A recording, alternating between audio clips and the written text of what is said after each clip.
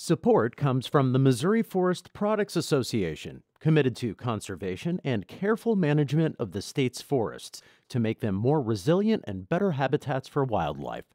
ChooseWood.com.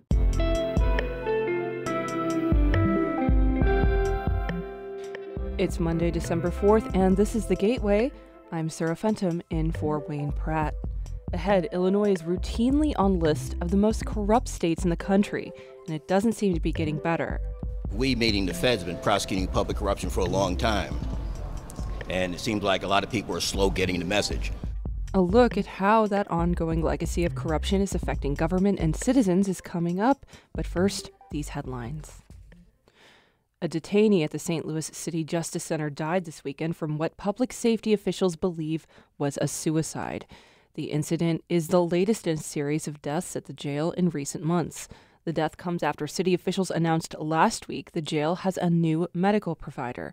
It also comes days after some members of the Detention Facilities Oversight Board visited the jail after having been denied access for months. City officials did not disclose the detainee's identity.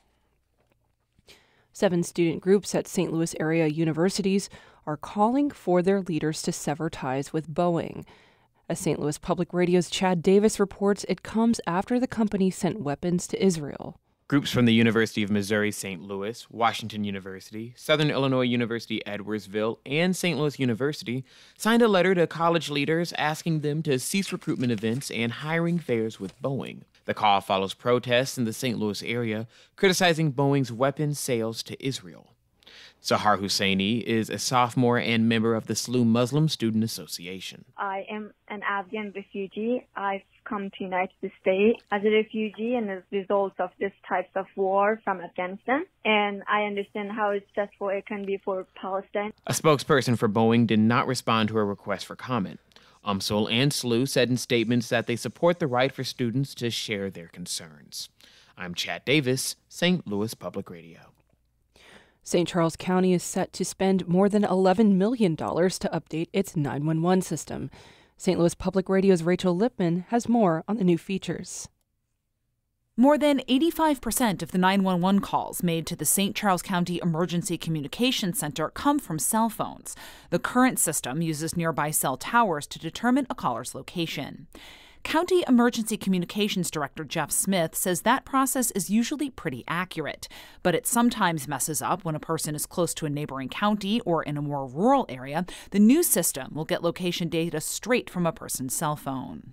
We can potentially save 30, 60 seconds, and that's 30 or 60 seconds sooner that we can get help to them. The upgrade will take 18 months. The cost is spread among the county and the 5 municipalities it dispatches for. I'm Rachel Lippman, St. Louis Public Radio. An eastern hellbender raised at the St. Louis Zoo is the first of its kind to reproduce in the wild. The zoo, in partnership with the Missouri Department of Conservation, has released over 12,000 hellbenders to help save the species from extinction.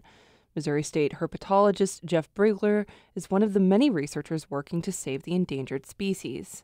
So there's a lot of positives just by these couple of encounters that we have documented, and definitely it's our hope that next year we get another one or two. The Missouri Department of Conservation found the salamander guarding 86 eggs in the same place it was originally captured and released. An Ozark hellbender, the other native subspecies raised at the zoo, fathered a mass of eggs last October.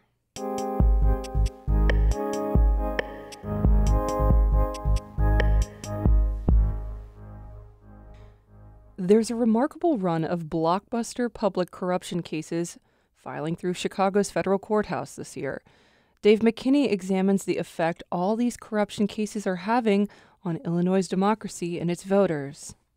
Acting U.S. Attorney Morris Pasquale appeared before news cameras last spring after a jury convicted 4 former Commonwealth Edison executives and lobbyists of conspiring to bribe former Illinois House Speaker Michael Madigan. For prosecutors, it was a career win, an exclamation point on Justice Department data that shows public corruption convictions in Chicago stand at an 8-year high. If so many people are getting caught, why then, Pasquale was asked, does public corruption keep happening here? We, meaning the feds, have been prosecuting public corruption for a long time, and it seems like a lot of people are slow getting the message. Illinois has had 4 of its last 11 governors go to federal prison, and more than 2,200 public officials statewide have been convicted of federal corruption charges since 1976, often with each case sounding a little more shocking and brazen than the last.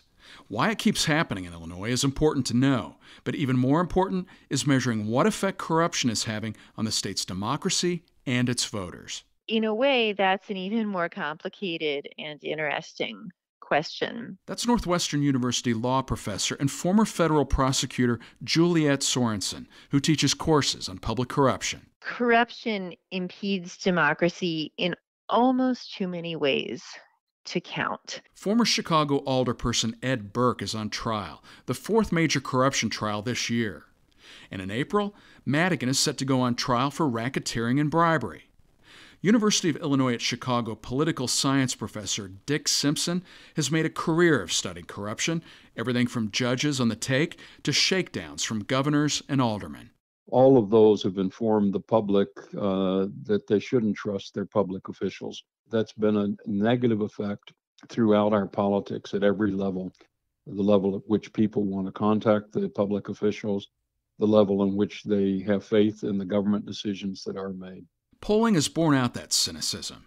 In 2012, the Paul Simon Public Policy Institute at SIU Carbondale found that more than 3 in 4 people considered corruption to be widespread.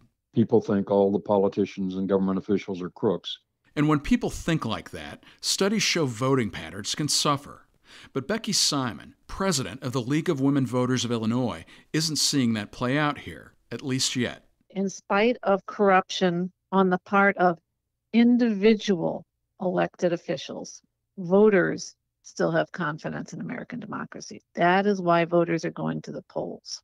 WBEZ analyzed total statewide ballots cast and voter registration totals during the past dozen Illinois general elections dating back to 2000.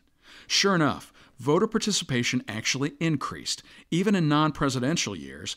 When corruption is exposed, voters are ready and eager to make their voice heard through the democratic process, through voting. But for every potentially encouraging sign like that, there are other examples that show corruption carries a real cost.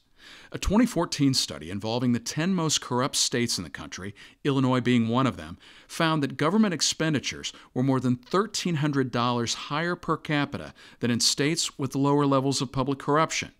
And testimony in the ComEd trial revealed that ratepayers paid billions of dollars more as a result of bribery-tainted legislation that passed.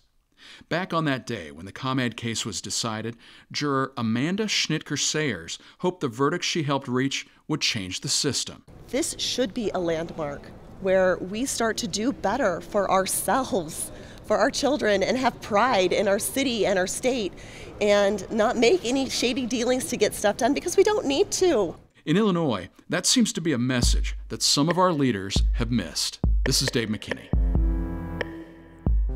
The Gateway is a production of St. Louis Public Radio, a listener-supported service of the University of Missouri St. Louis.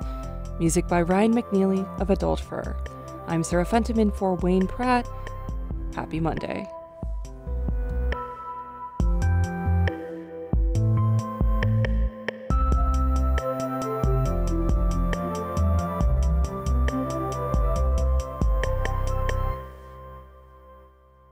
Support comes from Missouri Forest Products Association, committed to sustainable and sound conservation of the state's forests, which support more than 41,000 Missouri jobs, resulting in a $10 billion industry.